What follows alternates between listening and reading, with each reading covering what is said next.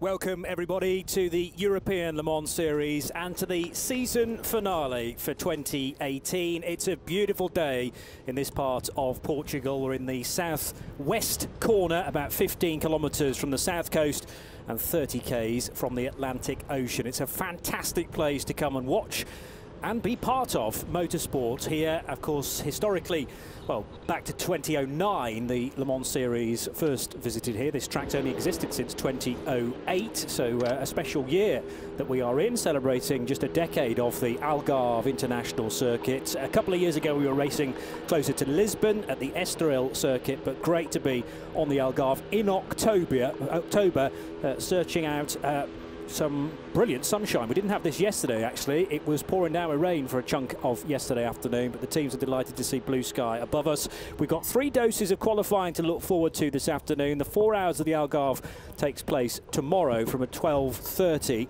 and then it is the celebrations and obviously the presentations for the various winners. We've already, Graham Goodwin of dailysportscar.com, crowned our LMP2 champions in this.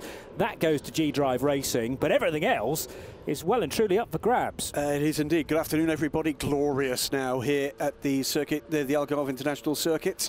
But yes, absolutely right. 5 cars, 5 crews in it for the championship in GTE, 5 in it for LMP3. And also notably 5 still in it for a potential second place in LMP2. We'll talk about why that might be significant a little bit later. But the circuit looks in rude health now after, well, some difficult years in the aftermath of the financial crash across Europe. But huge work has gone on here, and I've never seen this place looking quite so good. Big level of positivity amongst the circuit organisers. Great to see so many cars on track, not just with the package that the European Le Mans Series and the Michelin Le Mans Cup bring, but also with a heady package of support races too. And we're going to be working through the 6 cars we're about to see. Johnny Palmer going out onto track, very much in the title hunt. This is the Ferrari 488. The number 66 car of JMW Motorsport from the UK. You can see high winds here at the moment, 18 degrees, 27 degrees, at 27 degrees C, it says there on track temperature, 18 degrees is a bit more like it in the air, though. Yes, absolutely. 50% humidity as well, so it's a little bit sweaty out there, and the drivers will feel that. All of these cars in the LMGTE category are running on Dunlop tyres, and as Graham says, it's so tight in the championship. The 88 Proton Competition Porsche of Gianluca and Giorgio Roda, together with Matteo Cairoli, at least their team car first in the championship. Cairoli missed a round, so he's not on the same drivers' points as his two Italian co-drivers, but 80.5 for the car. And then in second place in the championship is JMW Motorsport, 11.5 points back. Third, a Spirit of Race, they're 13.5 points back, so just 2 points separating JMW and Spirit of Race. And also, with a chance of the title this weekend, EB Motors, fresh from a win at Spa last time out, and Proton Competition in the 77. So there's two things up for grabs this weekend in GTE. One, of course, is the European title, the UELMS title in GTE. 30 seconds to open pit lane. Under 30 seconds to open pit lane. And by the way, happy birthday to Eduardo Freitas, our race director. Today? Today. Eduardo, 29 years old today. Not again? Again. For almost the 20th time, 30th time, 57 Fabulous. years old, actually. Happy birthday, Eduardo. 10, 9, 8, 7, 6, 5, 4, 3, 2, 1. Make a wish. LMGT session has started. And now you can blow the LMGT candles out, session has Eduardo. started. Absolutely.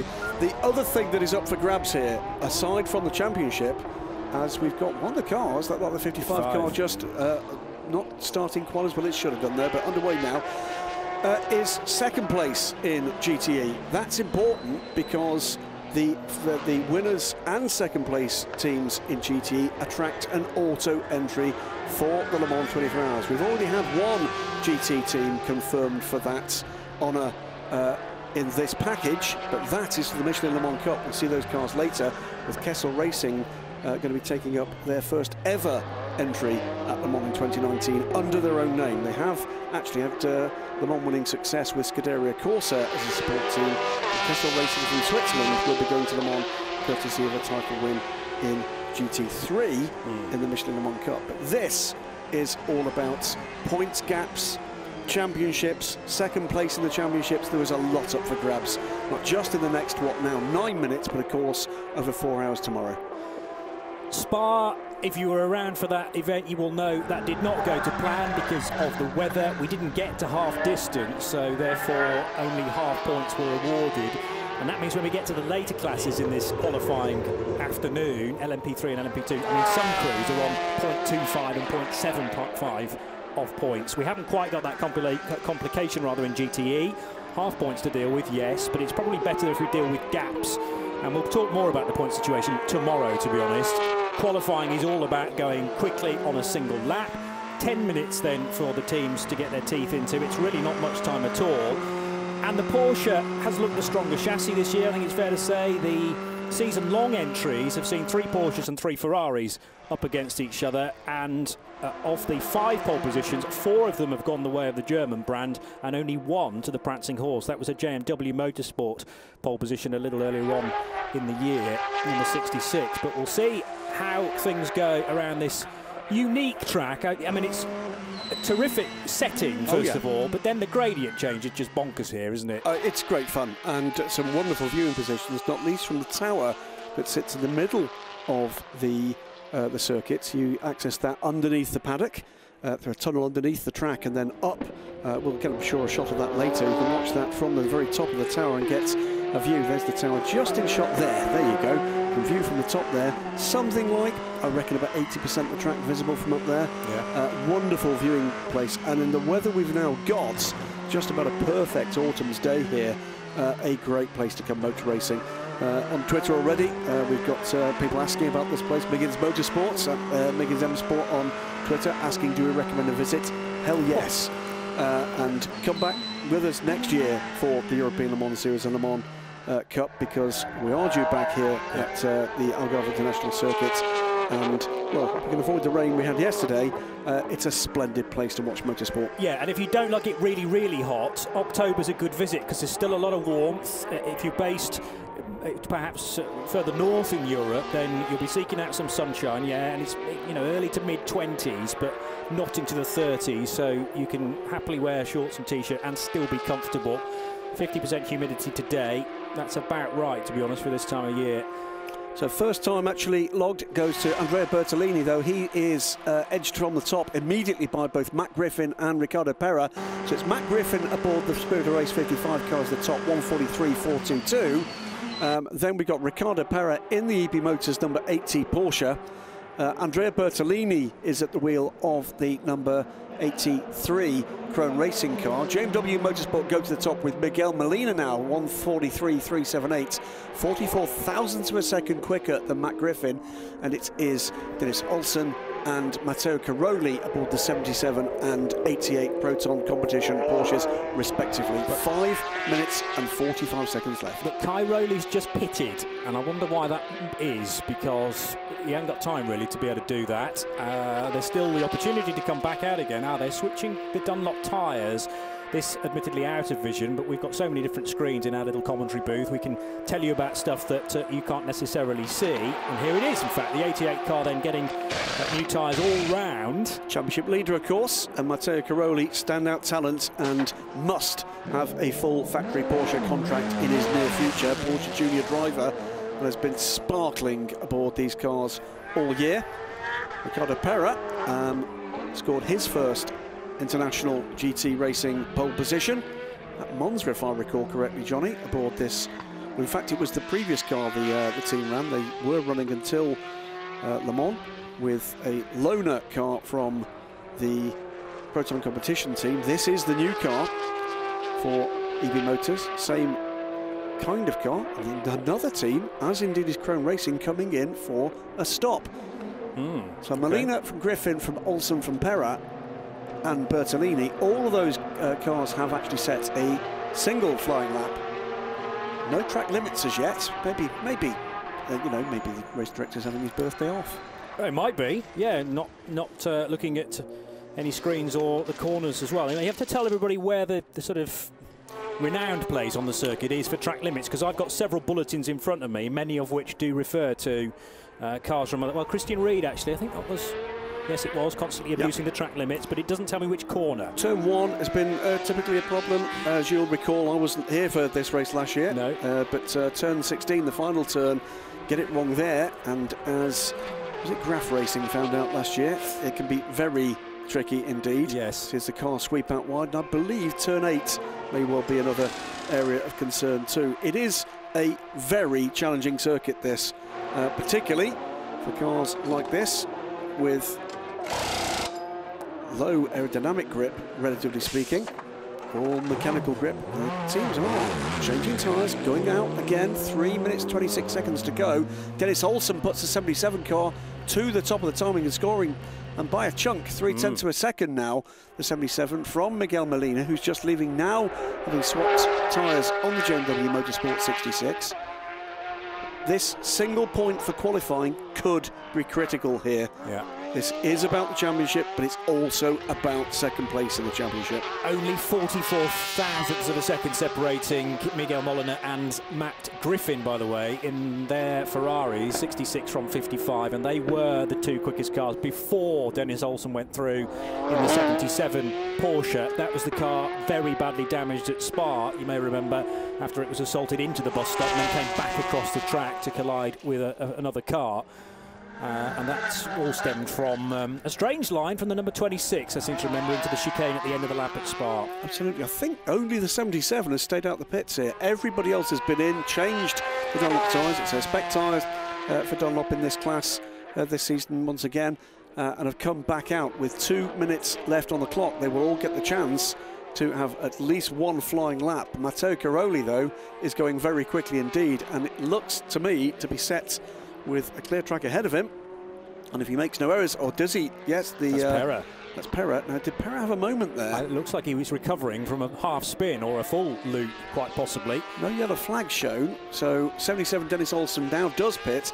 Here comes Matteo Caroli, the only man so far not to have scored, put in a lap time. He's flying through the final turn, up over the crest, and crosses the line. And where does the 88 car? He goes to the top, and he goes to the top by nearly 0.4 of a second. It's a 1:42.692, Johnny. Tremendous, but it's deleted. Oh, I know, it's gone back to the top again, briefly there, and it's been deleted. Obviously, Al Kamel are making sure that everything is kosher with that, and it's not. And yes, confirmation now at the bottom of our screen that Matteo Cairoli's time, the number 88, deleted because of track limits at turn 15, which is the sharp right-hander just before that very fast final turn at 16. Which means the championship leader gets one shot now at setting any lap time at all. Yes. So he will, I hope, have been told that over the radio. Apologies for the confusion there, because Cairoli's time dropped to the bottom, then it was back to the top again, and then finally it has found its way to 6th place, i.e. last, and Cairoli will have been told that, I'm sure. Meanwhile, his teammate Dennis Olsen in the sister car still hanging on to provisional pole. 1:43.073 the time to beat. That's at 0.3 of a second clear of Miguel Mulliner in the JMW Motorsport Ferrari. This car, 66. Matt Griffin, 3rd fastest. Ricardo Pera, 4th fastest. He stayed out. Not sure whether that was an incident at 14. I don't think it was. I think he was giving himself room, because he's actually put in quick sector times since then. Everybody's improving on this, what will be the final flying lap for the vast majority of the teams here. Dennis Olsen has pitted and will finish the session at the moment as the provisional pole position sitter. 7 seconds left on the clock. Who is going to challenge that 1:43.073? Matt Griffin goes through. He will get another lap. Closes the gap to 1.166 of a second. Matteo Cairoli finishes his session 26 thousandths off the pole. Ricardo Pera will do no better than 5th. He's finished the session. And JMW go to the top. Wow. Miguel Mulliner, 1:42.765, 3/10 up on Olsen. Who can challenge that? Well, Matt Griffin's got one more chance. And Andrea Bertolini's got one more chance. And that's it. Everybody else is either pitted already or has seen the checkered flag. So the flag, incredibly, slotted between the gap where Matt Griffin is circulating and Matteo Cairoli. Cairoli's time is locked in and briefly held on a second, but now drops to 3rd position. Griffin not on a pole sitting pace in sector 1. So with 3/10 off that, looks to me as if Miguel Mulliner has done the business here. Possibly still pushing as into the left-hander at 6 go the cars, then backing off. Those are the machines that have already seen the checkered flag. Half grins down at JMW Motorsport. Will this be a 2nd pole position of the year? I alluded to the first of those. That was at Red Bull Ring in July in Austria. That came courtesy of improvements in both the first 2 sectors and a purple sector in the 3rd sector for Miguel Mulliner. Excellent lap. Pulled that one right out the back, didn't he? Yes, certainly now looking that there's no challenge coming here to pole, certainly from Matt Griffin. An excellent lap from Mulliner and gives Ferrari a 2nd pole position of the season. Yes, the whole brand a 2nd pole, because it's always been the 66 getting pole position for Ferrari. Bertolini has pitted. I'd be not very surprised at all to see Matt Griffin do the same. Yeah, and therefore we're going to see no further improvements. We've kind of preempted that anyway, because they weren't anything, those laps weren't anything special from the Italian and the Irishman respectively. And the places are locked in then, and these cars won't necessarily start right at the back of the grid. We do get a little bit of overlap sometimes between the LMP3 and the GTE times, but 6 cars qualify, and the 66 car then fastest by 3/10 of a second. That is considerable when you consider Porsche have been so fast this year. Significant gap there. They'll be delighted with that, I'm sure. Closes the gap to the championship leading 88 car by a point, and possibly just as significantly edges away from the chasing pack by a further point. So stays in 2nd position in the championship, but adds that single point for qualifying. Matt Griffin there looking pretty disappointed. Aaron Scott, teammate, doesn't look happy, does he? No, certainly not. And I think a lot of it is dependent on tyres. And, you know, clearly, and this might have been the case last year as well, I have to admit I'd forgotten that, but you have to do an initial run to get some tyre temperature. And then, were they actually bolting on brand new tyres or just changing them around? Well, no, it looked to me like a new set. Right. So, parc fermé as we get on board with Miguel Mulliner. Because sometimes, obviously all these cars are rear-wheel drive, and in order to get the fronts up to temperature, you just switch the rears to the front. But if it's a full new set of Dunlops, then maybe all the teams realise we're going to have to do 2 separate runs here. And in 10 minutes, that's very tough to do.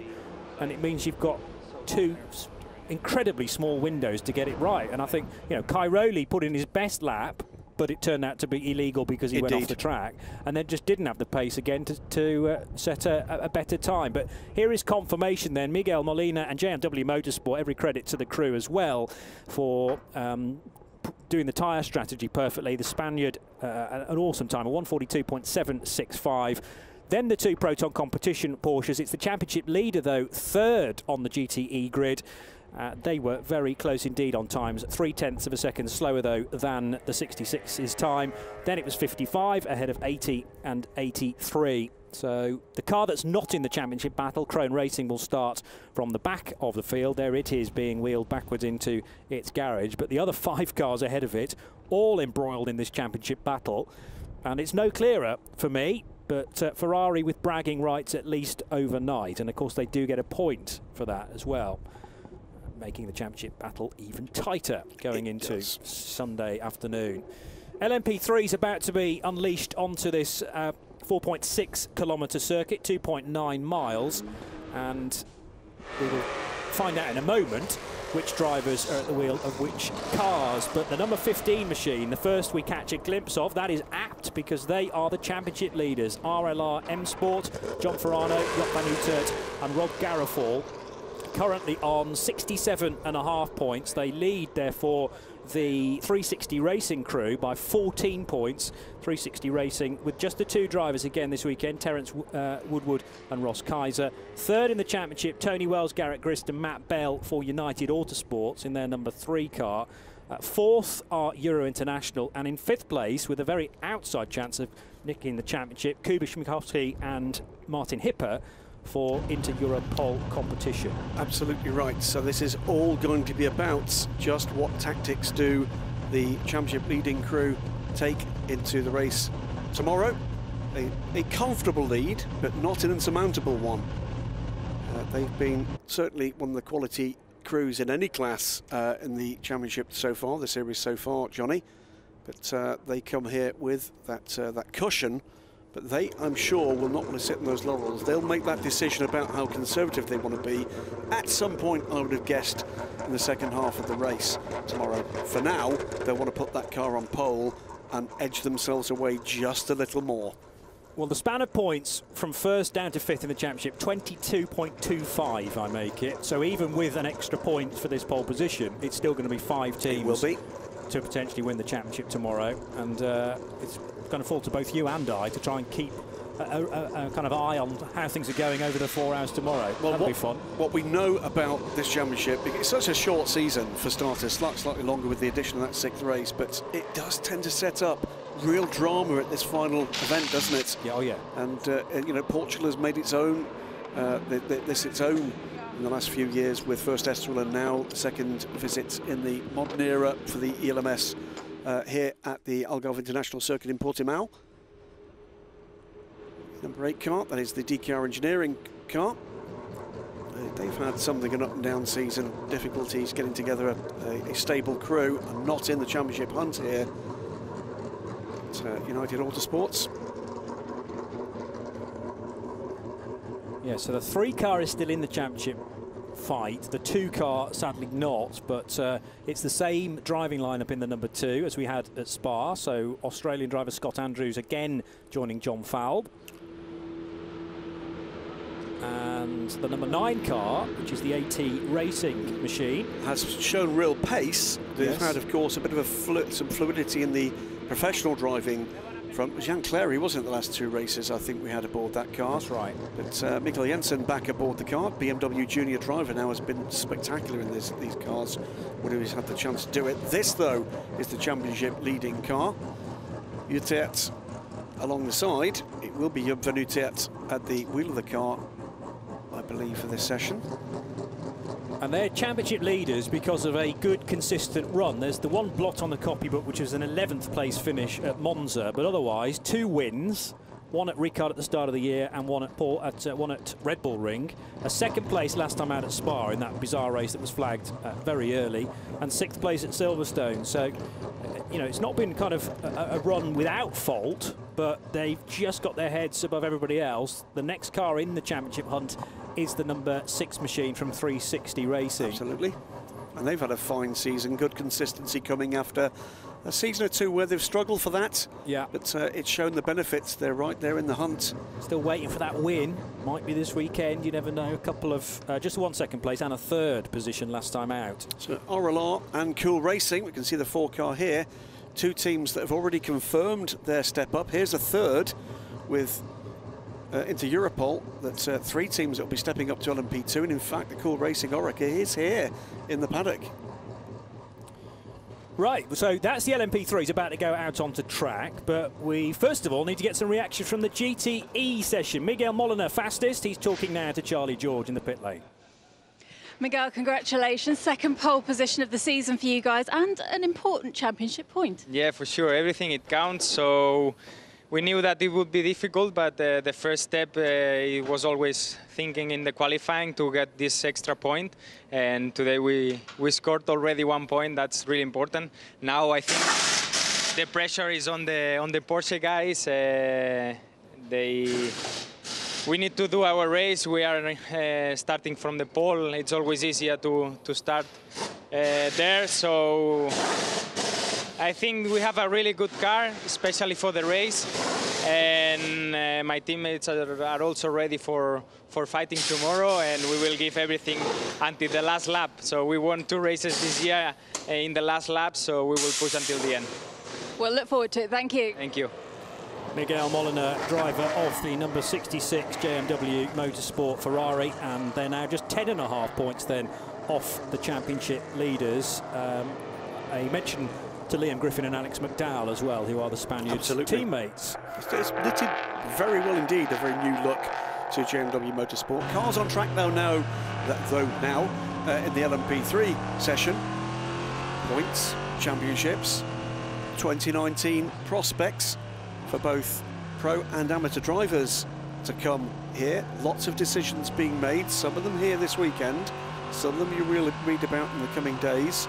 Some of them might have to wait a little wee while, but lots of business being done in this paddock and some exciting times ahead for a number of these teams and drivers.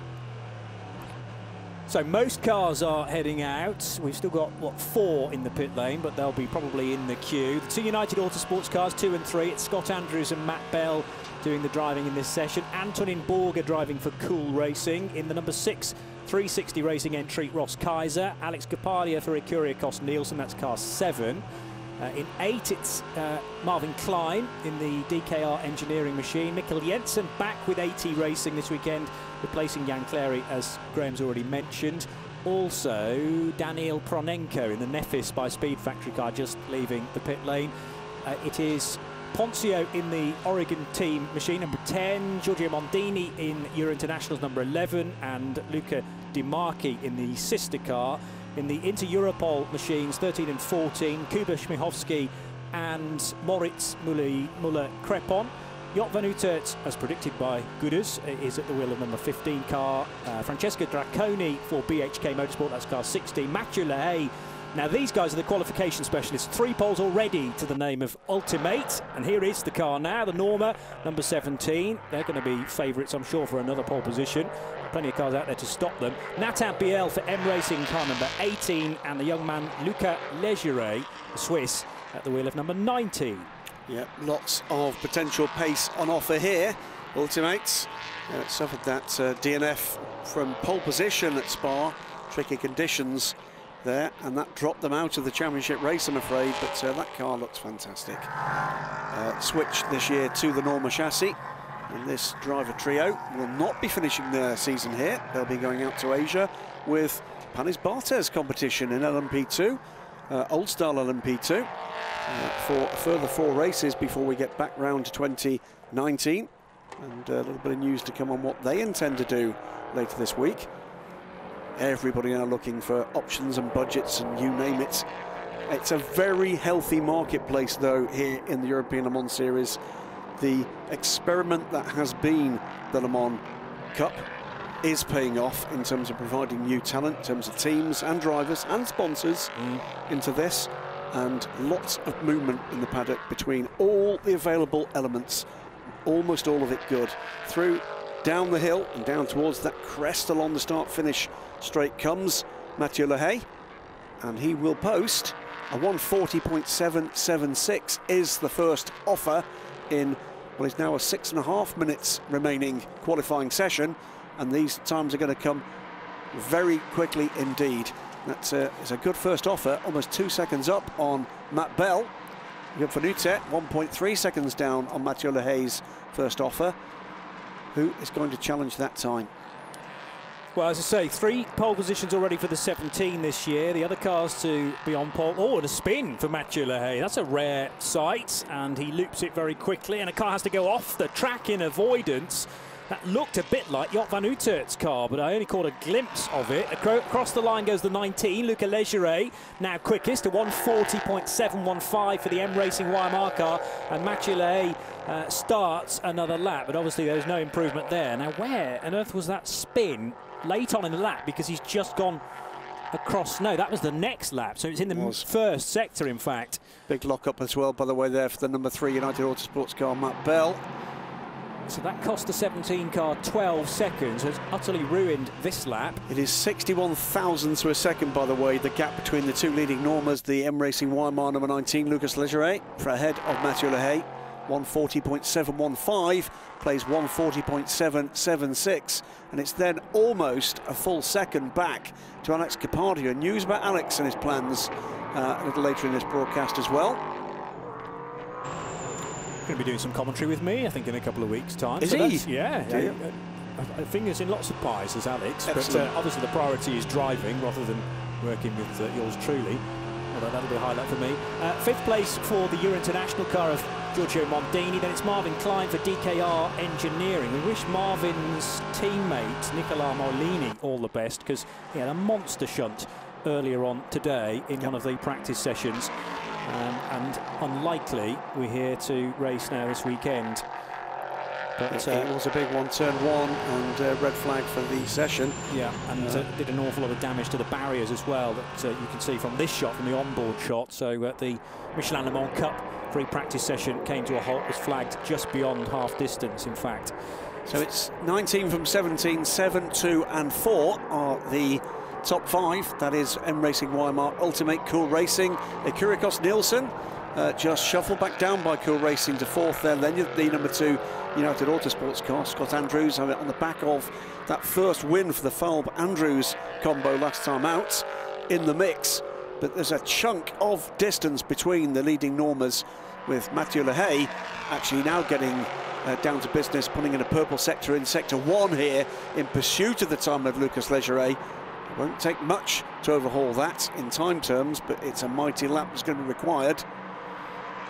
Luca Legere sharing with Mikey Benham this weekend. Benham's, I think, first experience of the European Le Mans Series. I believe it is, yes. Yeah, having done a full season in a red flag because of the 11 car in the gravel. Mikey Benham doing the Michelin Le Mans Cup this year with Duncan Tappian, has done the whole season. A race winner, of course, at Le Mans. That is Giorgio Montini, and it's the same place as we saw the issue for Mathieu Lehay.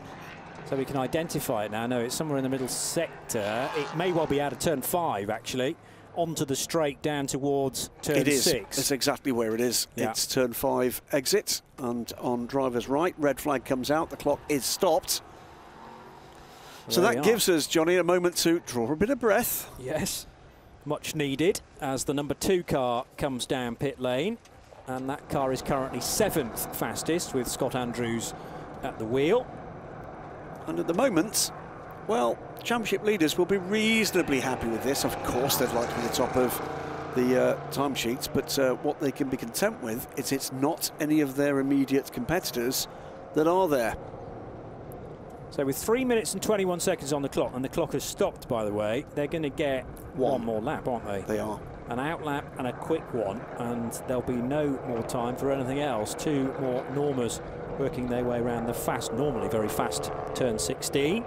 Even when you come in the pit lane, I was stood there watching a little earlier on, during a live session, and even the cars that are pitting are pelting it around turn 16, but keeping it very close indeed to the inside line. And it's a nice wide pit lane entry, assuming nobody's clonked the Armco barrier, which is what happened in the race last year. It did indeed. And restricted everyone and then trying to get in the pit lane, I seem to remember.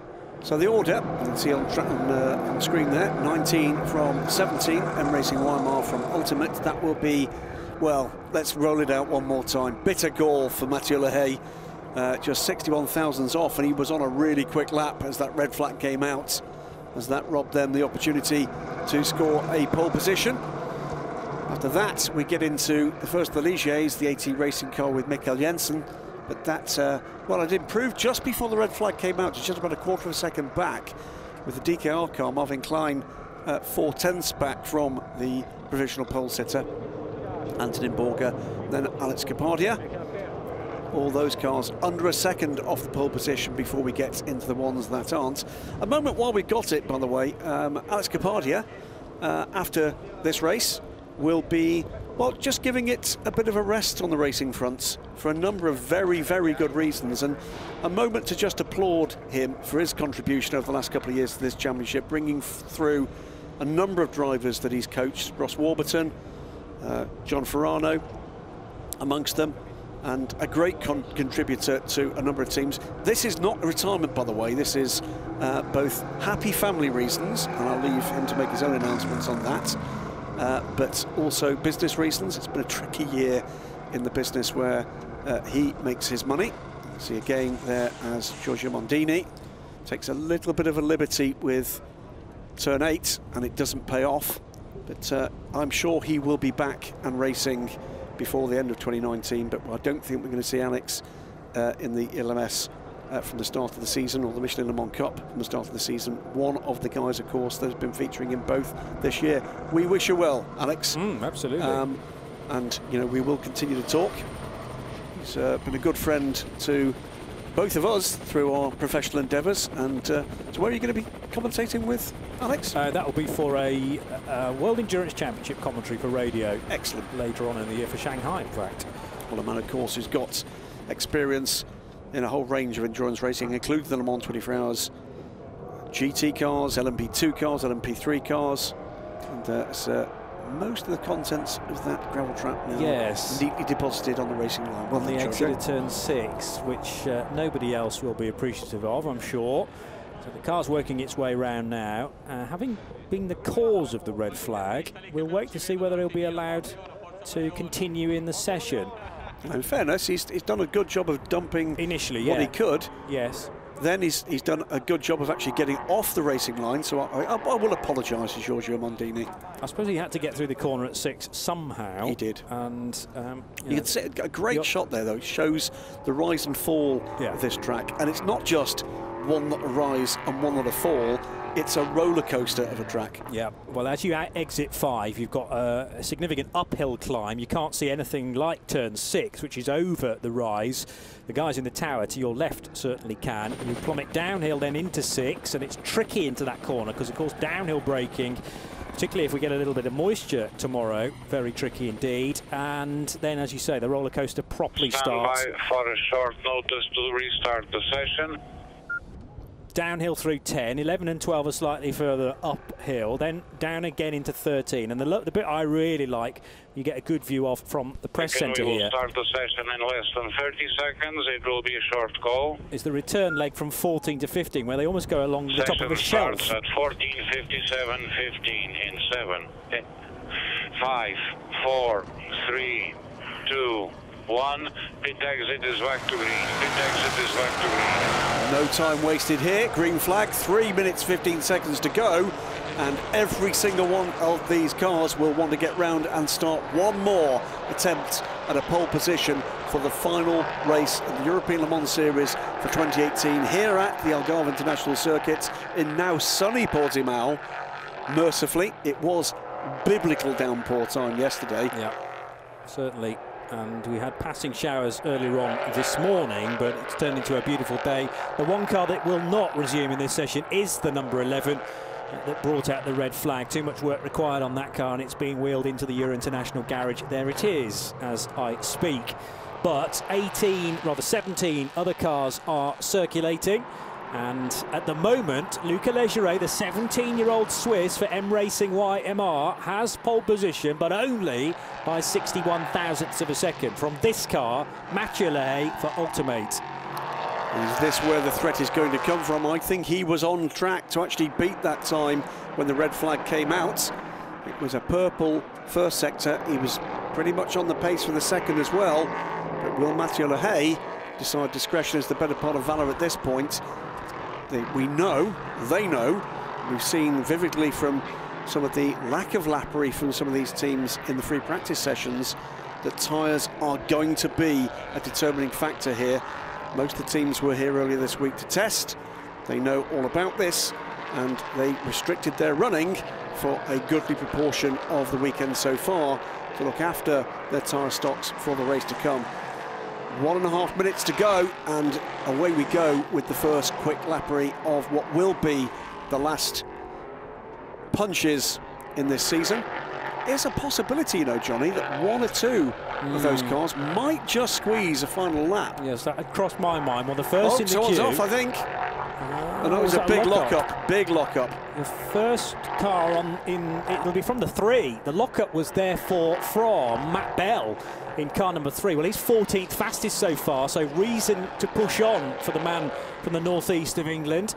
And there it is, Matt Bell's car number 3 turning into the right-hander and missing the apex at 4 as a result. So that first sector for Matt Bell will not be as good as he had hoped. And, well, that's the car in the sort of ballpark that might be able to squeeze an extra lap out of this session. And possibly the 17, but they're doing 1 minute 40 laps. I thought you said 1 minute 30 on the clock as the first car's crossed. It was something like 35, 36, 37. I think we're out of that window. Not a lot of improvements going on, though, at the top end of timing and scoring. A couple of blue sectors coming from cars a little further back, but nothing purple quite yet. And Luca Legere is caught in traffic, unfortunately. He has somebody on his tail as well, which is the Marvin Klein car. DKR Engineering might still have an influence in this session as well, already 4th fastest. We're watching Mikael Jensen's time as well as the time from Scott Andrews that looks set to improve, but I don't think quite on pole pace. 3 seconds on the clock, and I don't think anybody's going to make this one before the checkered flag. Here it is, the checkered flag is going to be waved. So let's watch whether the timing screens change any here. Ultimate stay second, Aurelard improved to 6th, but will be no better. Drops back another one because Scott Andrews improves to 5th position in the number 2 United Autosports car. Anybody else, any takers in amongst the top cars? Ross Kaiser to 10th, that was improvement, although possibly not on position. Luca Di Marchi has also gone PB through that on that lap. We're awaiting Luca Legere, who doesn't look like he's set for any improvement. What about Marvin Klein in the orange and black DKR Engineering machine? No. 4th for Marvin only there. Yeah. So limited improvements amongst the top cars there. Lucas Legere crosses the line and pits the checkered flag. Mikael Jensen still to cross the line. Yes, and it is Jensen who will be the final car to receive the checkered flag. He's lifted off after the second sector, though. I don't think there's going to be an improvement there for Mikael Jensen. Pit lane for the day. Indeed. So there you go. It is Lucas Legere that sets the pole position time. And to applause to the team. There is the realisation as well for Ivan Muller's squad. That's a second pole position for that car this year. And I reckon... second pole position for the team as well. I thought the 18 car had been on pole, but it hasn't. So at the 19, already then top of the pile earlier on in the season, that's a second pole position, quite possibly for Luca Legere as well. I need to dig out the times. I think it is. It tends to be the young man doing the qualifying duties, and that's a great credit to him. So it will be a Norma, in fact 2 Normas to start at the sharp end of LMP3, with Ultimate's time just 61 thousandths of a second shy of Legere's effort. Mikkel Jensen back into the AT Racing fold. That's the best qualifying Ligier, with the 2 Belarusians, Alexander Taukanitsa Senior and Junior. DKR Engineering in their number 8 machine, possibly a best qualifying of the year, with another young man, 19-year-old Frenchman Marvin Klein, doing the times there. That may well be a 2-driver lineup now for the race. Christian Valio and Nicola Molini, the other drivers. And it's cool racing. 6th in the end. They were 5th briefly, but Scott Andrews jumped ahead late in the piece ahead of Antonin Borger. There you have it. Second of the 3 European Le Mans Series quick-fire qualifying sessions is done. Mathieu Lehay looked like he could have done that for Ultimate. Lucas Legere it was that just got the jump there. Maybe a little bit of luck involved in that red flag and the timing of it, but no significant improvements, certainly for the front row cars in that last 3.5 minutes that came after the red flag. Well, that was 18 cars. There we go, and that is the order, Johnny. There we go. 140.715 is good enough for pole position then in LMP3. Congratulations, Luca Legere and M Racing YMR. 61 thousandths of a second quicker than Ultimate in their Norma M30, with Mathieu Lehay doing the time. AT Racing third, DKR Engineering fourth, ahead of United Autosports, Cool Racing. RLRM Sport, the championship leaders, will start 7th, ahead of Ecuria Cos into Europol, number 13. And 360 Racing. Let's head to the pit lane to Charlie George speaking with David Drew. David, congratulations. I can see how excited the team are to have that pole position. Yeah, we are really happy. We worked pretty hard for it. So congratulations to my teammate. He made an incredible job. Looking forward to this race? Yeah, we worked pretty hard also on the race side. And I think we have a good setup also for full fuel and old tires. So it should be okay. We are happy. Best of luck. Thank you. Thank you. Thank you. Now, checking back through the season, actually, the other pole position for the number 19 car came at the start of the year. So they've bookended the season, and it was that man, David Drew, to set pole position, a 151.930 at Ricard. And on that occasion, Ultimate started alongside as well. So exactly the same front row as we had at the start of the year in April. Right then, that's LMP3 settled. On to LMP2, and there are the championship winners, and that's the only class in this race that we can tell you that that's all settled, because it was done and dusted at Spa, partly because that race only ran to half distance. Half points meant that everybody else couldn't catch up. Effectively, there weren't enough points on offer any longer, and 26 after dominating the season with 3 victories. Drivers that track limits are to be abided. Track limits are to be abided during the whole session. Sealed it in Belgium, and that means that Roman Rusinov and Andrea Pizzitola are drivers' champions. But we still do have 5 cars, another 5 cars, in contention for second place in the championship. Quite aside from the fact that everybody will want to win this one, 5 cars in contention for second place in the championship. That's important, particularly because these are teams who are looking to attract the attention of the selection committee for the 24 Hours of Le Mans in June next year. Those cars are, by the way, in order: the Racing Engineering 24 car, the number 28 EDEC Sport car, Dragon Speed 21. 1 minute to start LMP2 qualifying. Under 1 minute to start LMP2 qualifying. The TDS Racing car that's actually on WC duty will not improve their position, and Duquesne Engineering. And amongst those 5, by the way, are 3 that are first-year LMP2 entries in the European Le Mans Series. That plan, that ladder, is working, Johnny Palmer. Yeah, absolutely. And I think most likely scenario is 3 cars in the mixture for second place, basically. Under 30 seconds to go green at pit exit to start LMP2 qualifying session. 2 of the teams you just mentioned, Racing Engineering and EDEC Sport, are on the same points. But Racing Engineering, if the season were to end now, would get second place because they've had the 1 win this year, whereas EDEC haven't. And Dragon Speed just 6 points back, 9, so 56, 8, 56 and 50 7, for second place. 6, 5, 4, 3, 2, 1. Pit exit is green. Pit exit is green. LMP2 qualifying has started. So remind drivers of the absolute need to respect track limits, please. We've had the entertainment provided by 18 430 brake horsepower LMP3 cars. Now revel in the entertainment that's about to be doled out by 15 600 horsepower Gibson V8 powered cars. Just got a quick shot there of a near miss coming out of pit lane.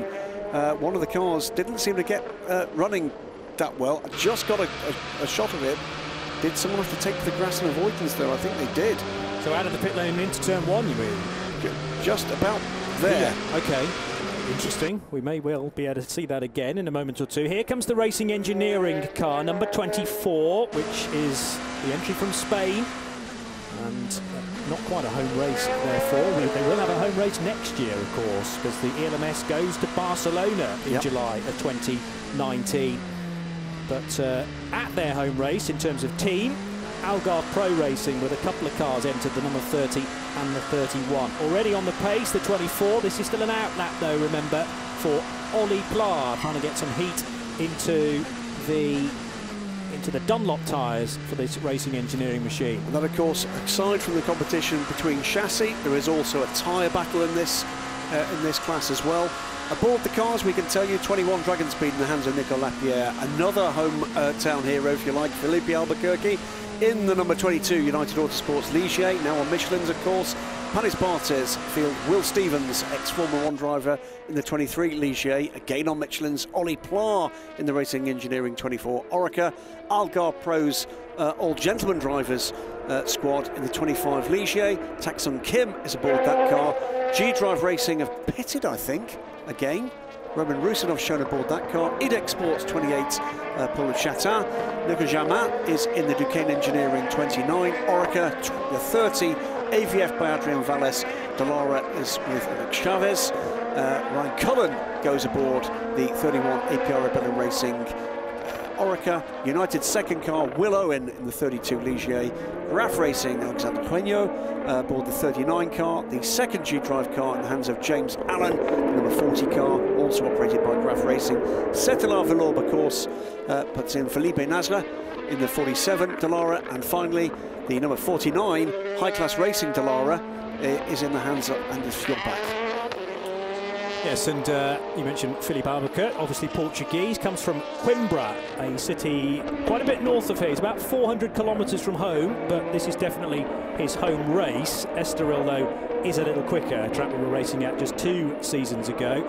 The 40 car is carrying a new nose, I noticed. Now, what's that as a result of a problem in the earlier session? Free practice 2 took place earlier on today, FP1 yesterday. Well, we had a couple of full course yellows. Was not aware the 40 had a problem. Okay, well, the bodywork has obviously been retrieved from the truck without the usual livery, the G-Drive livery, so it's running with a black nose, and there's some smoke around the vicinity of the 21, the Dragon Speed car. I think that's had a moment again out of turn 8. 5, rather. Turn 5, so and then leads into 6. 5 into 6, yes. Yeah. Well, let's have a quick look here, and indeed, yes, he did. So that was Nicolas Lapierre, briefly at 90 degrees to the direction of travel. And watch this moment, didn't he? First times are coming through. Paul of Chatin, it is to the top of timing scoring. Same car, same driver as led FP2. It's a 1:33.933, and it's the 28 Orica ahead of the 47 Dallara at the moment. Felipe Nasler comes through in the 47, a 1:34.790, so almost a second back at the moment. Then the 39 Graf car, 1:34.885. So big gaps at the moment. Will Stevens, it is to the top now. So Ligier to the top. It's Ligier, Orica, Dallara. 0.155 of a second to the good for Panis Barthez competition. And Will Stevens, 1:33.778 as in comes Johnny Palmer. 22, and there are 3 cars that are going to have laps deleted already, they being the 25 car, which is the Algarve Pro Racing machine, 29 and 40, so Duquesne Engineering, the Pierre Rad, Nicolas Jamin and Nelson Patty-Ticci car, and the 40 that we've already talked about with the black nose for this session. James Allen at the wheel, and he has a time deleted. Here is the Duquesne Engineering machine then. Briefly at the sharp end, but it's tumbled back down now to 14th position because it's registered no time. So the officials, Nicolas Jamin is doing the qualifying. I'll correct myself, by the way, the 26 car didn't go out and still has not gone out in the hands of Roman Rusinov. This Roman is shown on timing and scoring aboard that car, so we've not yet seen the championship winning car leave the pit lane. Still to set a time are the 22, 25, 26. Nicolas Lapierre is now on a flyer and is going very quickly indeed. Purple sector in sector 1 for Lapierre. But Will Stevens has a time to beat at the moment, at 1:33.778, so that's 1.5 tenths faster than Paul Chatin in the IDEX Sport 28 car in the pit lane. Felipe Nasr in the Chatelavi-Lorba Corsa car, that's in the pit lane too. Alexandre Quano is the next car, and the number 39 machine, which is still circulating. But this is a similar situation that we had in the GT session, in that cars are having to pit, presumably, to bolt on brand new tyres. Now out into the session for the very first time as Nico Lapierre goes to the top, atomic and scoring by almost, what, 3.5 tenths of a second. Lapierre now to the top in the Dragon's Peak car. On track now, though, Jean-Eric Verne, with under 4 minutes of the session to go. He'll get one, possibly two shots at this. So Dragon Speed in the Orica with the Michelin tyres, head of the 23 Ligier. On pit lane now, Will Stevens in the Ligier on Michelin tyres for Panis Barthez competition. Then it's Edec Sports, Paul-Loup Chatin just on an outlap now on the Michelin tyres. Yeah. And then Chatelavi-Lorba Corsa, first of the Dunlop runners and first of the Dalaras, fourth in the running at the moment, but 1.4 seconds down, drops indeed to fifth place as Ryan Cullen improves in the 31 car to fourth. Yeah, good effort there from Ryan, the 27-year-old Irishman, although born in the south of England, but family heritage says he's definitely Irish, as 2 minutes and 50 seconds there are still to elapse. 24 then hammering its way out of turn 16, up the rise, and then it'll fall back down the other side just after it crosses the timing line. Yeah, Cullen loses that lap, but improving is Ollie Pla up to third now, and under a second back to Ken Engineering, by the way. Nico Jamin has pitted again and will not set a time in this session, I don't think, unless he runs straight through. He's going to be lucky to set a time in this session. There is no time scored at the moment against either the number 22 of Felipe Albuquerque. He's on a quick lap now. Northwood Duquesne Engineering, and that car has just pitted, so there may be a problem for the 29 car. Ollie Pla, having taken the 24 to third, is he going to be able to improve any further? Well, there's potentially still some time to find. Looking back 12 months ago, 133.5 was the pole position, and on that occasion it was Panis Barthez competition, so a chance to get back-to-back poles in Portugal. 17 into 18. Will Stevens hanging on to it at the moment. That will have been a Nat Berton time in 2017. Albuquerque, though, the Portuguese to the top in car 22, a 133.363. They're in a rich vein of form at the moment, having taken victory a month ago at Spa, both Philippe and Phil Hansen. So Philippe Albuquerque, it goes to the top 22, so it's a Ligier 1-2 and all Ligier front row at the moment. They do seem to like that change in tyre, the P217s, JSP 217s. So Philippe Albuquerque will get another lap here if he wants it. He's got a mighty lead as well, 4 tenths of a second is a chunk. So United Autosports 22 from the Panis Barthez number 23 on an outlap now, and will get a flying lap. Yeah. Edec Sports third, APR Rebellion Racing Ryan Cullen fourth, Racing Engineering Ollie Pla fifth, and Paul-Loup Chatin is on a flyer here and could do something about pole position. Car 28, there is clear track ahead of him. And it's slowing. That is the Paul-Loup Chatin car. So what's happened there? It was personal best through the first sector, absolute best through the second sector. And has the car had an electrical fault, or was that a spin for Paul-Loup Chatin? Didn't see the incident itself. Massive amount of tyre pickup already building at turn 16, I noticed. But here comes Chatin. He will get another lap, crucially. With 15 seconds on the clock. Sorry, Graham. Will Stevens goes purple in the first sector as well. He is on a run that could grab pole position. This is going to be sorted with 10 seconds on the clock. This is going to be the laps these cars are now on that sorts out the final pole position of the year. Philippe Albuquerque does not look as if he's going to improve. He pits the number 22 from the provisional pole, but is now a sitting duck for both Will Stevens and Paul-Loup Chatin, both of whom are on very quick laps. Stevens in the final sector, he's improved in both the first two. If this is a decent run in the final sector, he could take a provisional pole, but with Chatin still going quickly, Nico Jamin did make it out and has gone purple in the first sector. Could he come from last to first? Two cars already have seen the checkered flag. Ryan Cullen is in the pit lane for APR and Tak-Sung Kim for the other Algarve Pro Racing machine. Anders Fjordbach also pits, but there's changes further up. Was that Will Owen going fifth, possibly? Will goes fifth. Will car. Stevens goes to the top. Will Stevens goes to the top by a tenth of a second, 1:33.257. Where is Paul-Loup Chatin? He's in the final sector, also improving. Jean-Eric Vergne had his only quick time deleted. He's on a quick lap. Stevens from Albuquerque, from Lapierre, from Chatin, you're 1, 2, 3, 4. And Janin goes to the top. He's done it from last to first.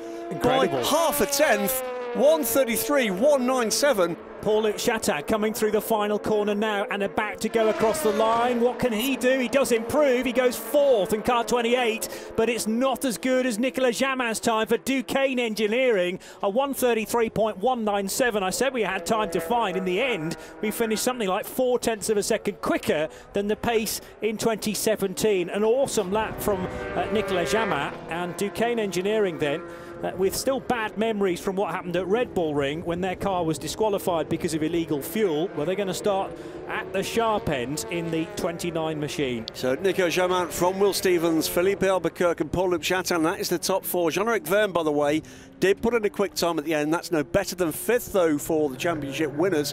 Nico Lapierre, who headed that session at one point, finishes it sixth. Then Will Owen, Henrik Chavs, Philippe Nasra, who was somewhat second at one point, James Allen, Ryan Cullen, Olivier Pla, who was third, coming into the last 5 minutes, finishes at 12th. Then Alexander Coignot, Anders Fjordbach and Tak-Sung Kim. That was some session. It certainly was. Turned into a bit like an LMP3 session, frankly, with so many different names at the top of the shop in about the last 2 minutes. Very difficult to read and very difficult to predict what was coming next, and Ligier seemed to have it all their own way on the Michelin tyres. Well, it is a Michelin shod car, but an Oreca 07 will go into turn one, presumably, we expect, ahead of two Ligiers. They'll certainly start at the front of the grid. That is Gilles Duquesne, the man in the wheelchair, no bad driver himself in GT cars. Nelson Panciatici gets some congratulations from one of the Oreca technicians.